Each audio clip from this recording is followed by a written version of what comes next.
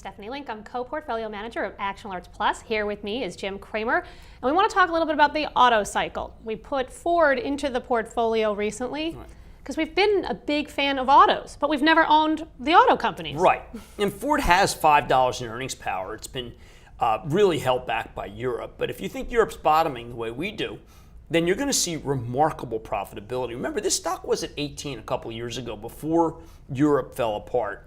And that was before North America had really turned on. So there's a lot to like here. So we have North America certainly doing about a 15 plus million SAR. Right. Europe stabilizing. China's still so small for them, but there's market share potential there. Right. They only have a 2% of their total revenues are in China, so Right. they have a lot that they can grow. But interesting, what I find very interesting is their productivity measures where they're putting more vehicles into in the production line. Right. And that really helps their efficiencies and their expenses. Yeah, I mean, look, they've always made a fortune on their trucks.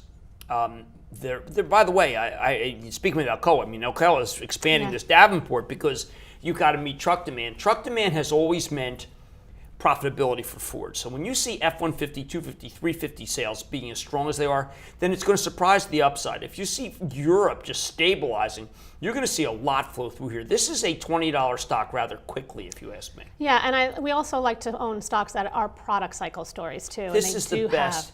I mean, look, typically people are, Stephanie, they're skeptical when you say, well, listen, the Ford car, the idea that they've coalesced around a couple of brands, it's just window dressing. Not in Ford's case, because you can make a lot more money if you're only making a certain number of cars and you're making them globally. And Ford used to have 1 million different cars, and that was really hurting profitability. So remember, you're just seeing Europe as being the whole millstone here. So Europe, they've cut back. Europe, they were early to try to cut back, but Europe has been so astonishingly horrible that almost no one could see that. And it's very hard to cut back in Europe because of the work rules.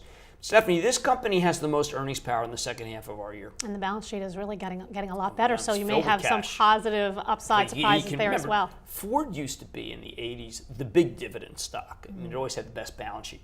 And it's going to return to that. Yeah. It's going to return to its heyday. Great. Thanks, Jim.